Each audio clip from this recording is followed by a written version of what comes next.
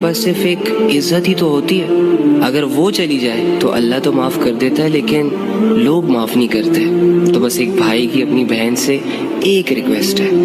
کہ نکاح سے پہلے کبھی بھی کسی بھی صورت خود کو کسی کے حوالے نہیں کرنا، کیونکہ اللہ کی لعنت برستی ہے ایسے لوگوں پر جو نکاح کے بغیر ایک دوسرے کے قریب آتے ہیں یا ایک دوسرے کے قریب رہتے ہیں. تو ایک مسلمان بھائی ہونے کے ناطے میں تو یہ نہیں چاہوں گا کہ میری بہن پر اللہ کی لعنت برسے، میرے بھائی پر اللہ کی لعنت برسے. ارے ہم تو یہاں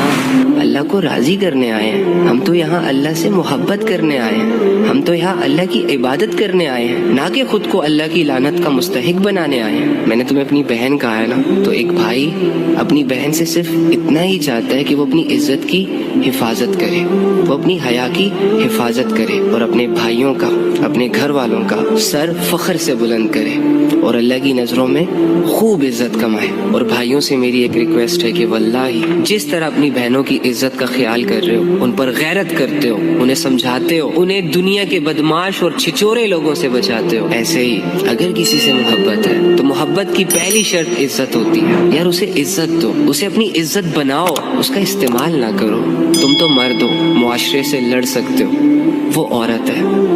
عورت بکھر جاتی ہے، عورت اپنا غم اکثر اوقات کسی سے شیئر نہیں کر پاتی. لڑکی کے پاس صرف ایک عزت ہی تو ہوتی ہے. اگر وہ چلی جائے تو اللہ تو معاف کر دیتا ہے، لیکن لوگ معاف نہیں کرتے. تو بس ایک بھائی کی اپنی بہن سے ایک ریکویسٹ ہے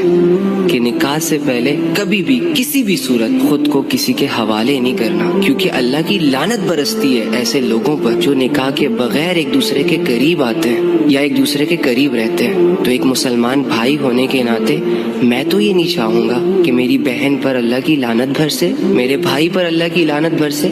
ارے ہم تو یہاں